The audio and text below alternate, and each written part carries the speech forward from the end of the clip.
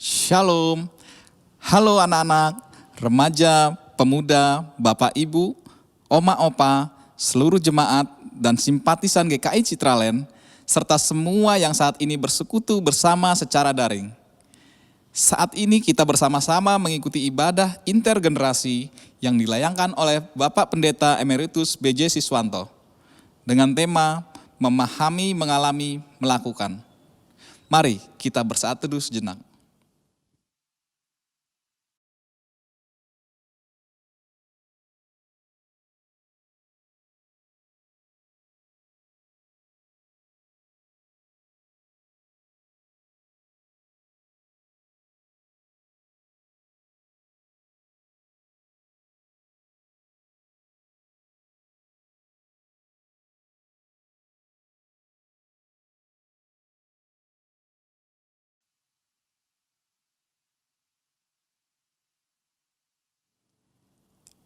Adik-adik dan jemaat Tuhan terkasih, mari memuliakan Allah yang sangat menyayangi umat ciptaannya.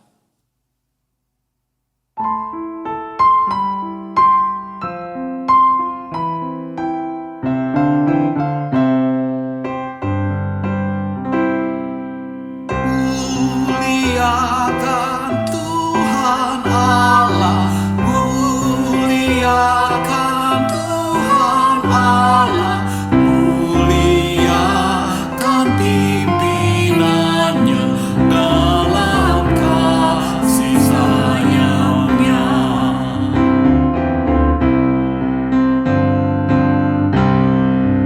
Kami datang kepadamu, kami datang kepadamu, bersyukur sebulat hati karena kasih-Mu besar.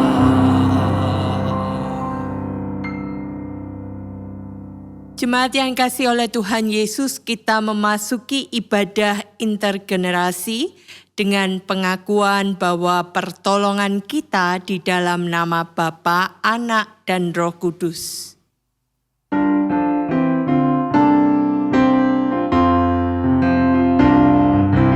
Amin, amin, amin, amin, amin.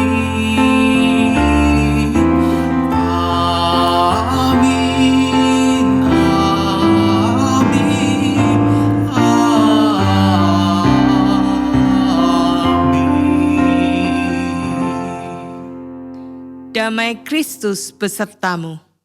Dan besertamu juga.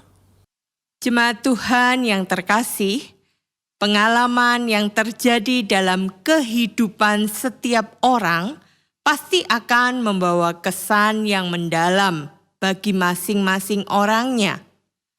Bagi seseorang yang sudah berusia lanjut atau mereka yang memasuki usia dewasa, bahkan remaja dan anak-anak pun juga mengalami banyak kesan ketika mengalami sebuah peristiwa. Begitu juga dengan pengalaman iman yang terjadi di setiap usia akan memberi makna bagi setiap insan. Karena di dalam pengalaman itu kita mengalami, melakukan, dan dapat membawa pada suatu pemahaman akan kasih dan anugerah Allah.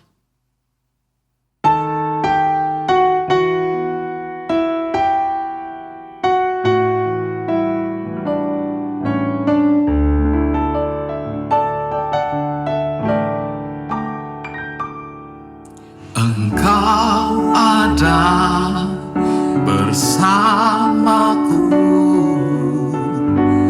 di tiap musim hidupku.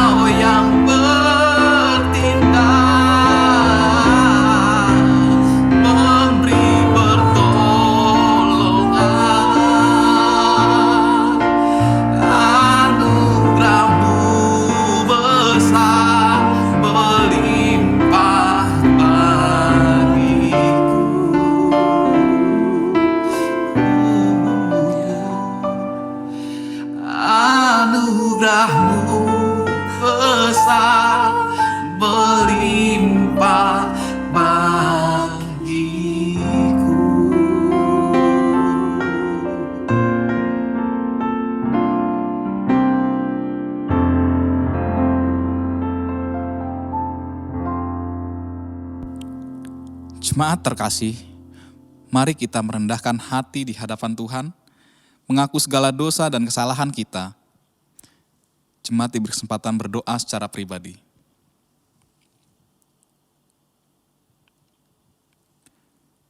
Tuhan Yesus, dalam kata yang terucap di hati kami masing-masing, Engkau mengetahui kejujuran kami. Tidak ada yang bisa kami tutupi di hadapan-Mu.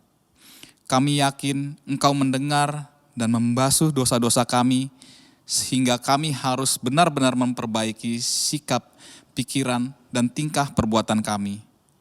Dalam nama Tuhan Yesus, kami berdoa. Amin.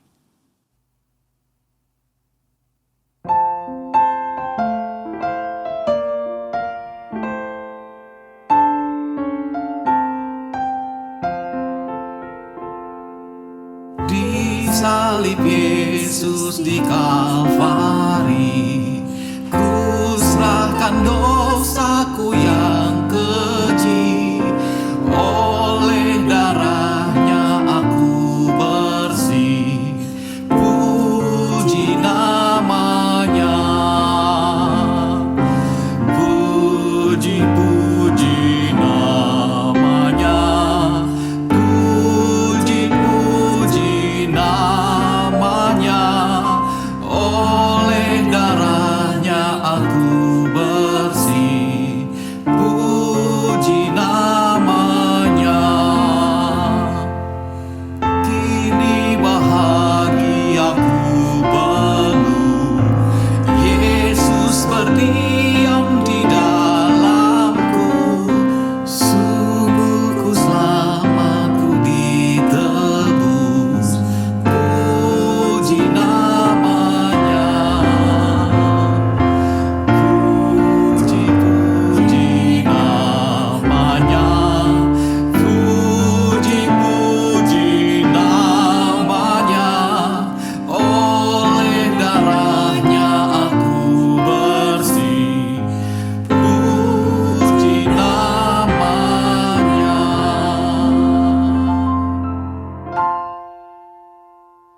Berita anugerah diambil dari Mazmur 40 ayat 3 sampai dengan 4 yang mengatakan demikian. Ia mengangkat aku dari lubang kebinasaan, dari lumpur rawa. Ia menempatkan kakiku di atas bukit batu, menetapkan langkahku. Ia memberikan nyanyian baru dalam mulutku untuk memuji Allah kita.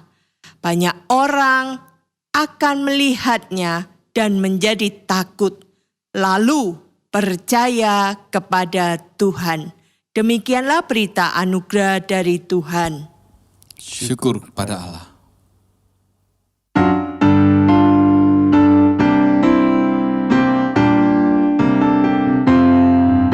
Yesus pokok dan kitalah caranya, tinggallah di dalamnya.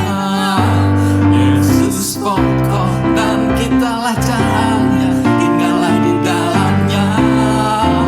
Yesus pokok dan kitalah caranya, tinggallah di dalamnya. Pastilah kau akan berbuah. Yesus cintaku, ku cinta kau, kau cinta dia. Yesus cintaku, ku cinta kau, kau cinta dia. Yesus pokok dan kitalah caranya, tinggallah di dalamnya. Yesus pokok dan kitalah caranya, tinggallah di dalamnya. Yesus pokok dan kitalah caranya, tinggallah di dalamnya. Pastilah kau akan berbuah.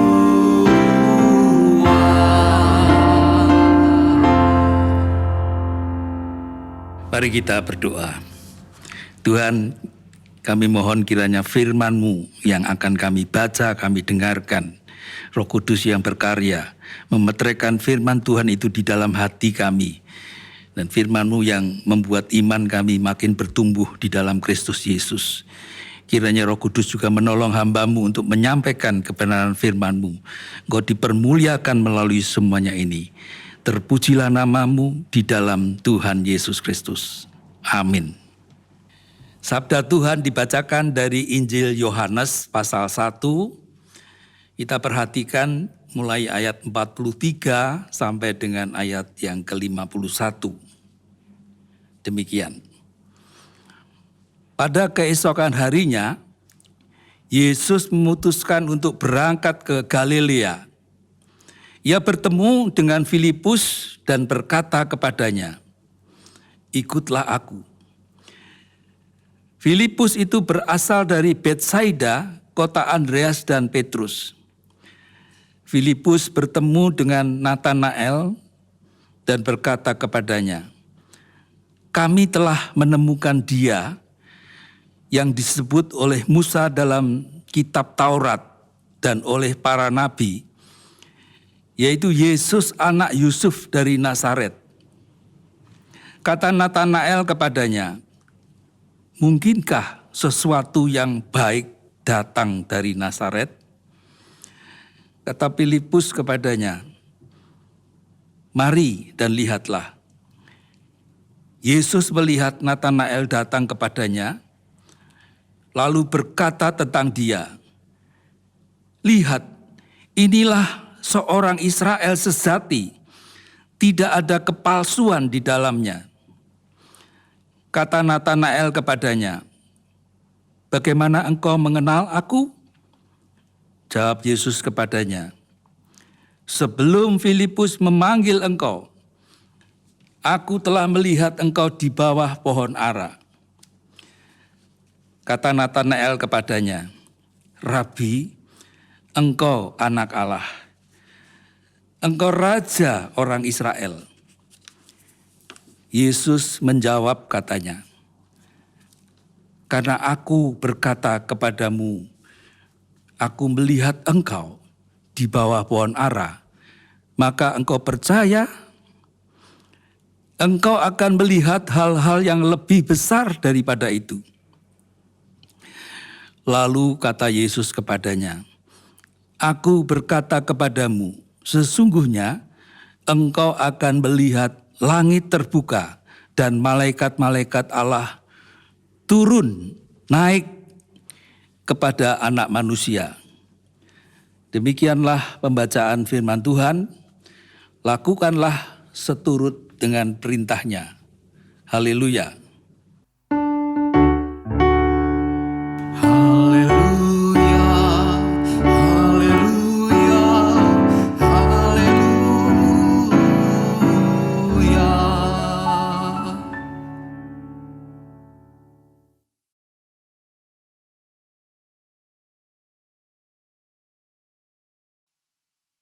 Shalom Bapak Ibu dan semua saudara.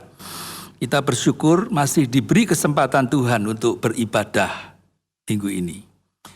Tema kita adalah memahami, mengalami, melakukan. Bapak Ibu Saudara, ini sebenarnya merupakan ungkapan pengalaman hidup seseorang yang dulunya, awalnya, sebelumnya, dia sama sekali tidak mengerti begitu. Sama sekali belum tahu, belum paham. Tetapi sekarang sudah mulai ngerti begitu. Sudah paham, bahkan sudah mengalami sendiri dan melakukan apa yang telah dipahaminya itu. Dan itulah kalau kita perhatikan di dalam Injil Yohanes 1 ini. Itulah proses pengalaman hidup yang telah dialami oleh seorang yang bernama Natanael. Diceritakan Natanael itu adalah seorang yang tidak mudah percaya pada apa yang dikatakan oleh orang lain.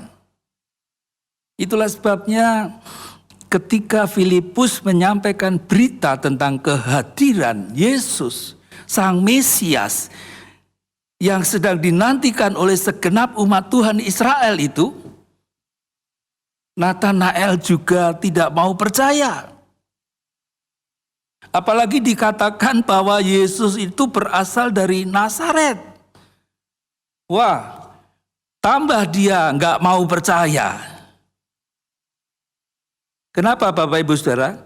Karena Nazaret itu adalah sebuah kota yang sudah dikenal atau dicap oleh masyarakat Yahudi sebagai kota yang dipenuhi dengan banyak hal buruk. Khususnya dalam hal moral. Karena itulah Natanael menanggapi, berkata kepada Filipus yang memberitahu kepadanya ini. Natanael mengatakan sebuah pertanyaan, mungkinkah sesuatu yang baik itu datangnya dari Nazaret? Sebuah pertanyaan yang sebenarnya menunjukkan keraguan, ketidakpercayaan. Kenapa demikian? Karena bagi Natanael sebagai seorang pelajar, dia seorang terpelajar, bahkan seorang yang tahu banyak tentang hukum Taurat, ajaran Tuhan dari kitab Taurat, maka kalau diberitakan bahwa Mesias itu berasal dari Nazaret, kota tempatnya orang-orang yang tidak bermoral itu, maka bagi Natanael itu adalah sesuatu hal yang mustahil. Mustahil. Lawang Mesias kok berasal dari kota orang yang tidak bermoral, Nazaret itu. Sehingga Bapak Ibu Saudara dapat dikatakan usaha Filipus untuk menyampaikan berita tentang Yesus kepada Natanael itu dapat dikatakan sepertinya gagal, ya. Percuma tidak berguna. Sia-sia saja berita yang disampaikan oleh Filipus kepada Natanael. Namun kalau kita perhatikan Filipus yang sebenarnya dia adalah sahabat dari si Natanael itu, ternyata dia bukanlah orang yang mudah patah semangat. Dia adalah seorang yang dapat dikatakan maju terus, pantang mundur dalam memberitakan Yesus. Dalam melakukan panggilan Tuhan. Awal-awal Tuhan Yesus berkata kepada Filipus, ikutlah aku. Dia taat kepada panggilan Tuhan Yesus itu. Maka Filipus berusaha mengajak si Natanael itu untuk menemui Yesus. Nah, ketika Yesus melihat Natanael yang datang itu, Yesus langsung memuji ketulusan hati Natanael dengan mengatakan, lihat inilah seorang Israel sejati, tidak ada kepalsuan di dalamnya. Itulah kata-kata Yesus yang ditujukan kepada Natanael yang datang kepadanya ini. Bapak Ibu Saudara, pujian Yesus pada Natanael itu menunjukkan bahwa Natanael itu adalah seorang yang tulus dan jujur. Dikatakan tidak ada kepalsuan. Artinya asli, ya, apa adanya. Jadi Natanael ini adalah model orang yang bukan suka berpura-pura atau orang yang hanya ikut-ikutan saja. Ya. Bukan orang yang orang Jawa bilang anut grup yuk, bukan. Sikap seperti Natanael itu sebenarnya juga mengingatkan kepada kita semua agar kita juga waspada. Kenapa? Karena memang ada orang, bisa saja termasuk diri kita sendiri juga, yang hidupnya itu suka berpura-pura. Hidupnya suka ikut-ikutan saja, anut grup yuk, ya. Termasuk ketika mengikut Yesus. Sehingga Bapak Ibu Saudara penampilannya mungkin orang seperti itu bisa saja kelihatannya menarik, ya, tapi ternyata penuh dengan kepalsuan. Penampilannya bisa seperti orang Kristen yang saleh, ramah. Padahal sesungguhnya, sebenarnya dia bisa jadi adalah seorang pembohong, ya, suka berbohong, penipu, hidupnya penuh dengan kepalsuan dan kelicikan-kelicikan, kepura-puraan, karena motivasi hatinya seperti orang bilang ada udang di balik rempeyek. Kalau rempeyek enak ya, tapi di balik batu ya. Waspadalah kita juga. Nah, Nathanael ini bukanlah model orang yang seperti itu.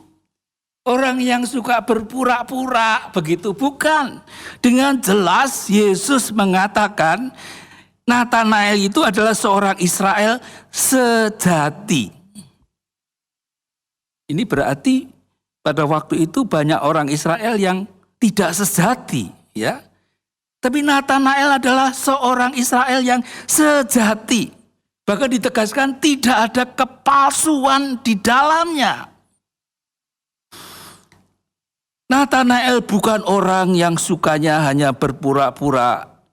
Namun terhadap pujian Yesus itu pun Nathanael berkata kepada Yesus, "Bagaimana engkau bisa mengenal aku?" Ya. Nathanael ini orang yang kritis, tidak mudah percaya juga terhadap perkataan Yesus. Sehingga ketika dia dipuji-puji pun oleh Yesus, dia masih juga bertanya, "Bagaimana engkau Yesus bisa mengenal aku? Wong aku juga belum pernah ketemu kamu." Ya, istilahnya gitu ya. Bapak Ibu Saudara, biasanya kebanyakan orang, bisa termasuk saudara dan saya, kalau dipuji atau mendapat pujian, bagaimana reaksi kita? Biasanya kita akan merasa, seneng, bangga begitu ya. Apalagi ini yang memuji tidak main-main. Yang memuji seorang yang dikenal sebagai rabi, guru, yaitu Yesus ini. Jadi bukan sembarang pujian. Tapi Nathanael meresponi pujian itu dengan sebuah pertanyaan. "Kok tahu ya, bagaimana engkau mengenal aku?"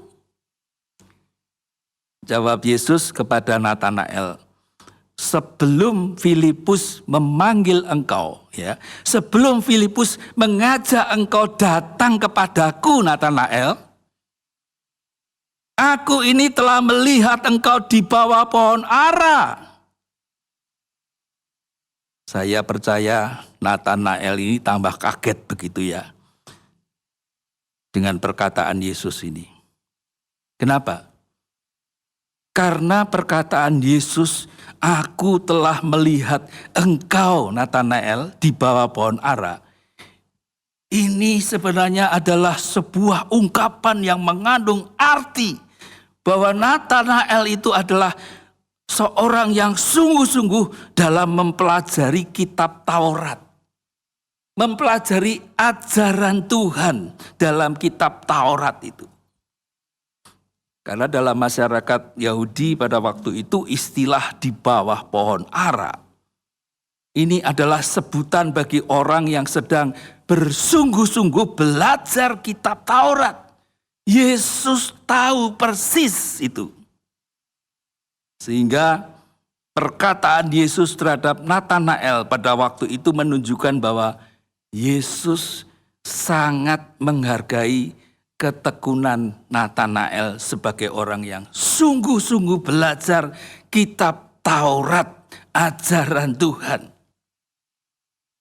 Nah, ketika menyadari bahwa Yesus sedemikian dalam mengenal diri Nathanael itu, maka hati Nathanael tersentuh dan Nathanael pun percaya dan mengakui bahwa Yesus adalah Mesias, Kristus yang diurapi. Kata Nathanael kepada Yesus, "Rabi, engkau anak Allah, engkau raja orang Israel." Kata-kata seperti ini belum pernah keluar dari mulut Nathanael sebelumnya. Tapi setelah dia bertemu Yesus, Yesus tahu sedalam-dalamnya siapa dirinya. Diri Natanael itu, Natanael langsung ya mengatakan, Rabi, engkau anak Allah, engkau raja orang Israel itu. Bapak Ibu Saudara, dari pengalaman perjumpaan pribadi Natanael dengan Yesus ini, saya mengangkat satu hal yang penting yang terkait dengan tema kita. Memahami, mengalami, dan melakukan. Rupanya untuk menjadi pengikut Yesus yang sejati, itu bukanlah hanya karena ikut-ikutan saja. Bukan karena ikut-ikutan. Kalau hanya ikut-ikutan, nanti bisa seperti zaman sekarang ada orang mengatakan Kristen katanya. Ya. Kristen tapi kok suka bohong. Kristen tapi kok suka menipu dan seterusnya. Kristen katanya ya. Menjadi pengikut Yesus Kristus itu bukan hanya ikut-ikutan. Mungkin orang lain belum tahu atau tidak tahu. Tapi Tuhan yang menciptakan hati manusia ini, dia tahu persis. Dan dari pengalaman hidup Natanael, kita memperhatikan ada sebuah proses yang dialami oleh Natanael itu. Ketika diberitahukan oleh Filipus tentang Yesus, Natanael tidak mudah mau percaya dengan apa yang dikatakan Filipus. Sampai Natanael tadi diceritakan bertanya, mungkinkah sesuatu yang baik, yaitu Yesus Mesias itu datangnya dari Nazaret? Ya, nah langsung mau percaya.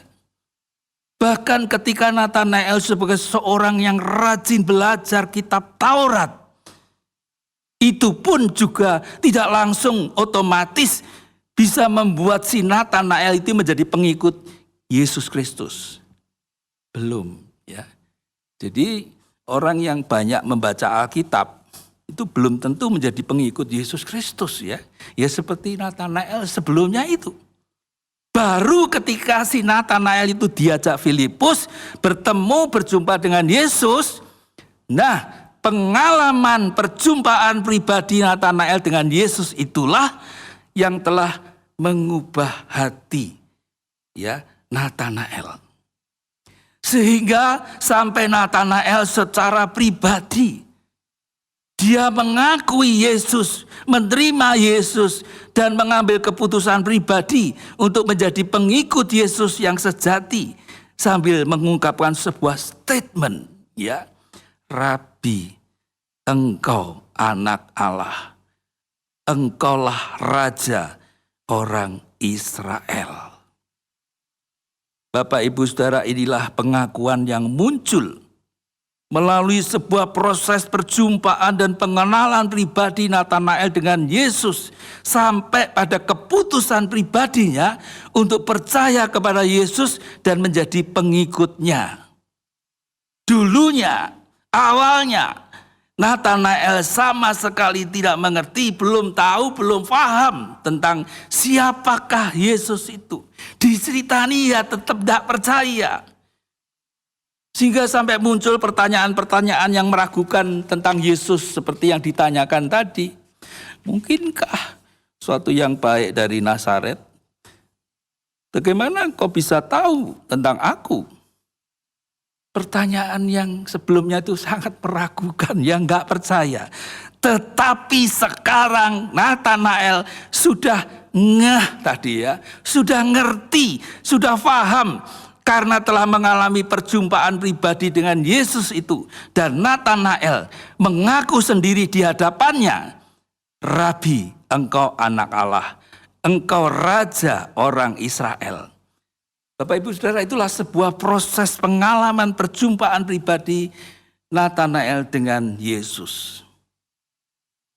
Pengalaman perjumpaan pribadi Natanael dengan Yesus ini memberikan pelajaran penting bagi setiap kita, yaitu untuk menjadi pengikut Yesus yang sejati.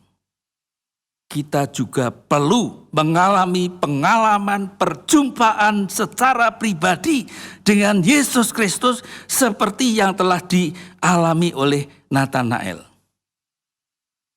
Bapak Ibu Saudara, ada beberapa cara atau peristiwa yang berbeda-beda yang Tuhan izinkan untuk seseorang mengalami satu perjumpaan secara pribadi dengan Yesus Kristus. Sehingga ada orang yang mengalami perjumpaan pribadi dengan Yesus Kristus itu setelah mengalami berbagai masalah yang begitu berat bagi dirinya. Saya pernah melayani, berjumpa, juga mendengar kesaksian dari orang-orang seperti itu. Ya, ada orang yang mengalami perjumpaan pribadi dengan Yesus Kristus melalui ketika dirinya, ya, usahanya, pekerjaannya sudah bangkrut, jatuh habis-habisan. Sampai rasanya sudah tidak kuat lagi untuk melanjutkan kehidupan ini. Maunya mati saja, mau bunuh diri. Terjadi seperti itu. Pada saat seperti itulah akhirnya orang itu menyerah dan berserah kepada Yesus. Ada juga yang mengalami perjumpaan pribadi dengan Yesus Kristus ketika dirinya jatuh sakit sampai hampir mati. Ya, sudah merasa putus asa. Kemudian barulah orang seperti itu mau mengakui Yesus sebagai Tuhan dan Juru Selamat pribadinya. Dan banyak hal lagi yang terjadi. Ya, masalah-masalah itu diizinkan Tuhan untuk kebaikan orang itu akhirnya bisa mengalami satu perjumpaan dengan Yesus Kristus. Berbagai masalah lainnya orang bisa alami sehingga orang itu berjumpa dengan Sang Juru Selamat itu. Orang itu butuh Tuhan yang berkuasa dan Tuhan yang sanggup memberikan yang terbaik bagi dirinya. Bapak Ibu Saudara, pengalaman perjumpaan pribadi Nathanael dengan Yesus ini, kalau kita perhatikan mirip dengan pengalaman Thomas yang diceritakan di dalam Injil Yohanes 20 ayat 24 sampai 29. Setelah Yesus bangkit, sebelum Yesus naik ke surga, diceritakan Yesus menjumpai para muridnya yang sedang bersekutu bersama di sebuah tempat atau rumah. Tapi Thomas nggak ikut di situ, nggak ikut hadir. Ketika diberitahu oleh murid-murid yang lain bahwa mereka telah dijumpai oleh Yesus, apa reaksi Thomas? Ya, ketika diceritakan kepada Thomas, Thomas berkata, sebelum aku melihat bekas paku pada tangannya, sebelum aku mencucukkan jariku ke dalam bekas paku itu, dan mencucukkan tanganku ke dalam lambungnya, sekali-kali aku tidak mau percaya, tidak akan percaya. Ini mungkin karena Thomas pada waktu itu sedang sangat kecewa, sehingga tidak mau lagi bersekutu dengan murid-murid Yesus yang lain di tempat yang sama.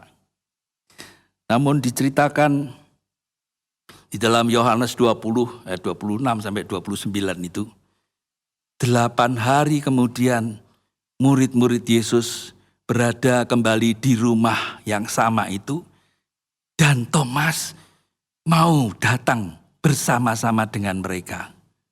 Sementara pintu-pintu tertutup, terkunci, Yesus datang berdiri di tengah-tengah mereka dan berkata, damai sejahtera bagi kamu. Kemudian Yesus berkata tertuju kepada Thomas secara pribadi, Thomas, taruhlah jarimu di sini. Ya, sambil menunjukkan tangannya itu. Lihatlah tanganku, ulurkanlah tanganmu, cucukkanlah ke dalam lubang atau ke dalam lambungku juga ini. Jangan engkau tidak percaya lagi, melainkan percayalah. Apa yang terjadi? Thomas menjawab, ya Tuhanku dan Allahku. Sebelumnya tidak ada kata-kata ini dari Thomas. Ya, tapi pada waktu berjumpa dengan Yesus, dia disuruh mencucukkan tangannya ke lubang tangannya dan lambung Yesus. Enggak berani, malah menyembah, "Ya Tuhanku dan Allahku." Yang menarik adalah Yesus berkata kepada Thomas, "Karena engkau telah melihat aku, maka engkau percaya. Berbahagialah mereka yang tidak melihat, namun percaya." Ini seperti perkataan Yesus kepada Natanael tadi. Yohanes 1 ayat 50. "Karena aku berkata kepadamu, aku melihat engkau di bawah pohon ara, maka engkau percaya?" Yesus katakan, engkau akan melihat hal-hal yang lebih besar daripada itu. Yang menunjukkan bahwa untuk kita menjadi pengikut Yesus yang sejati, maka masing-masing kita juga perlu mengalami pengalaman perjumpaan pribadi dengan Yesus Kristus dan mengalami pembaharuan oleh Roh Kudus seperti yang dialami oleh Natanael, Thomas. Juga kalau kita baca tentang Saulus atau Paulus itu. Alkitab menggambarkan memang kita tidak ketemu seperti zamannya Natanael atau Thomas ya. Yesus sudah bangkit dan naik ke surga dan akan datang kembali. Tapi Alkitab mencatat di dalam kitab Wahyu pasal 2, di situ diceritakan Yesus sedang berdiri di depan pintu hati kita. Dia di depan pintu hati sambil mengetuk pintu hati kita. Ini gambaran yang menunjukkan kasih Yesus itu adalah kasih yang terus mencari. Ya, kasih yang terus memanggil. Kasih yang terus mau menyambut. Pertanyaannya adalah, maukah kita membuka hati kita dan menyambut Yesus secara pribadi untuk menjadi Tuhan dan Juru Selamat kita? Sehingga kita bukanlah menjadi orang Kristen katanya tadi. Orang Kristen yang hanya pura-pura. Orang Kristen yang hanya ikut-ikutan saja. Bukan. Tapi Kristen yang benar-benar Kristen sejati. Pengikut Yesus yang memahami, mengalami, dan mau melakukan perintah-perintahnya. Dan Tuhan dipermuliakan. Amin.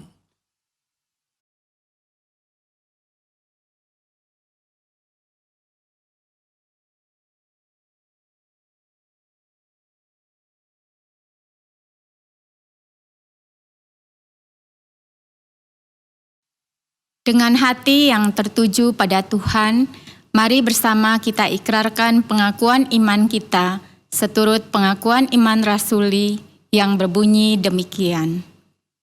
Aku percaya kepada Allah, Bapa yang Maha Kuasa, Khalik langit dan bumi, dan kepada Yesus Kristus, anaknya yang tunggal Tuhan kita, yang dikandung daripada Roh Kudus, lahir dari anak darah Maria, yang menderita sengsara di bawah pemerintahan Pontius Pilatus, disalibkan, mati dan dikuburkan, turun ke dalam kerajaan maut. Pada hari yang ketiga, bangkit pula dari antara orang mati, naik ke sorga, duduk di sebelah kanan Allah, Bapa yang Maha Kuasa, dan dari sana ia akan datang untuk menghakimi orang yang hidup dan yang mati. Aku percaya kepada Roh Kudus, gereja yang kudus dan am, persekutuan orang kudus, pengampunan dosa, kebangkitan orang mati, dan hidup yang kekal. Mari kita berdoa. Tuhan, kami bersyukur untuk firman Tuhan yang senantiasa mengingatkan kami betapa pentingnya pengalaman perjumpaan pribadi dengan Tuhan, sehingga kami mengalami pembaharuan iman oleh karya Roh Kudus. Terima kasih Tuhan. Saat ini kami mendoakan untuk jemaat Tuhan yang sedang dirawat sakit, baik yang sedang dirawat di rumah sakit maupun di rumah-rumah. Kiranya tangan Tuhan yang akan menjamah mereka Bahkan Tuhan berkuasa untuk memulihkan kesehatan mereka.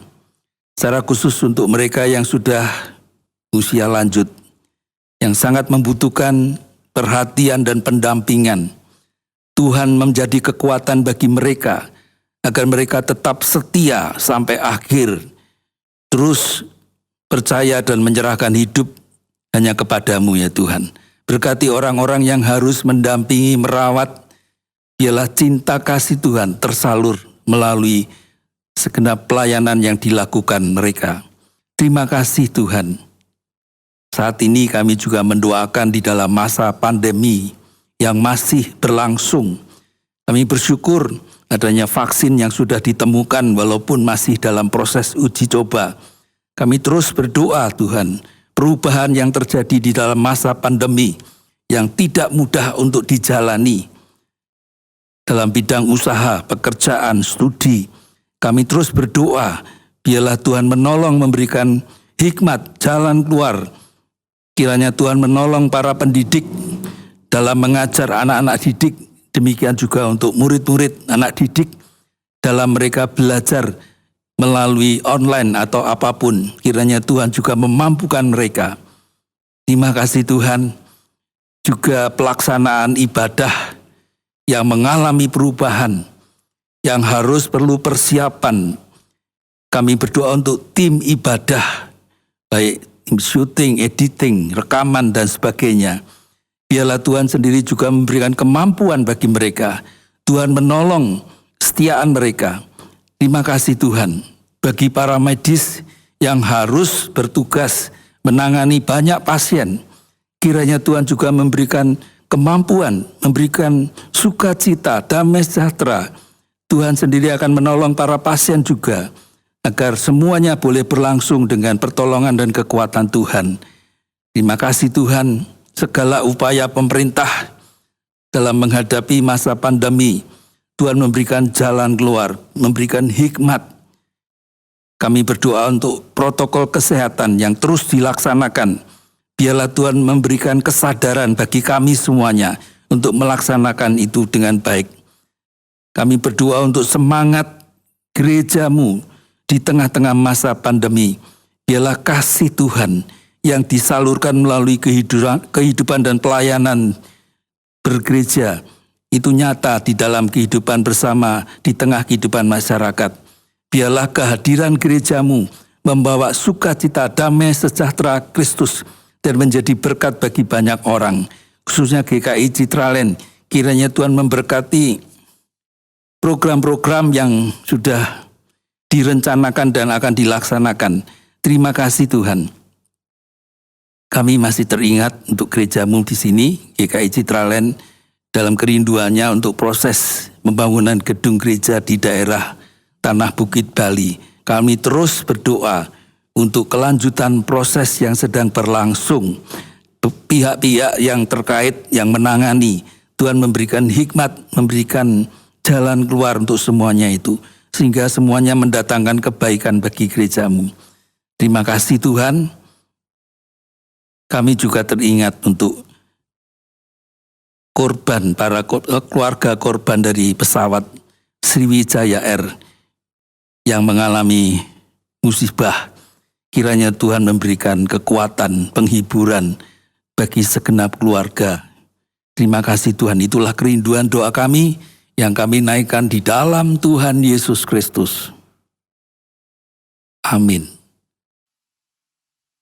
Tiba saatnya kita memberi persembahan sebagai wujud syukur kita atas pemeliharaan Tuhan. Persembahan dapat ditransfer ke rekening GKI Citraland atau melalui QR Code. Mari memberi dengan sukacita sambil mengingat sabdanya dalam 1 Tawarik 16 ayatnya yang ke-8. Bersyukurlah kepada Tuhan, panggil namanya, perkenankanlah perbuatannya di antara bangsa-bangsa.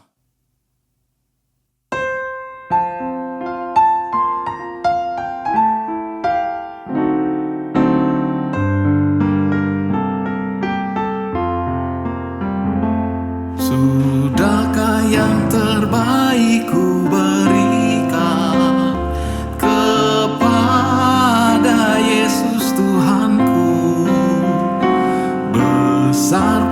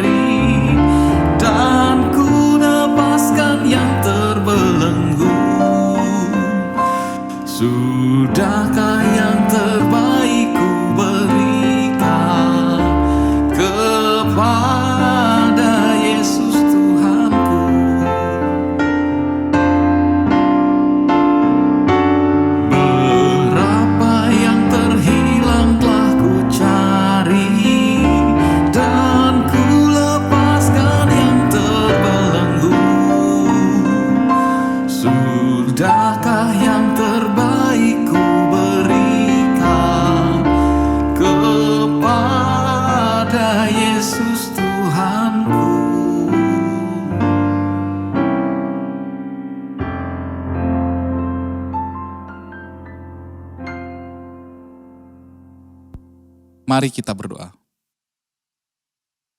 Allah Bapa, kami menyerahkan persembahan kami memberikan dengan hormat dan syukur. Kebaikan-Mu yang kami rasakan di hidup kami tak terhingga, dan kami tak mampu menandinginya.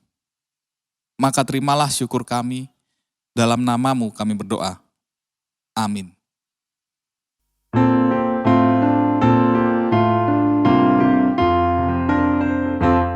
Yesus Kristus kehidupan dunia, kami umat selamat oleh kasih-Mu. Yesus Kristus kehidupan dunia, Engkau Tuhan pengharapan yang kekal. Yesus Kristus kehidupan dunia, kami umat selamat oleh kasih-Mu. Yesus Kristus kehidupan dunia, sempurnakan karya hamba-hamba-Mu. Kembalilah dalam kehidupanmu sambil tetap mengarahkan hati kepada Tuhan dan terimalah berkat-Nya.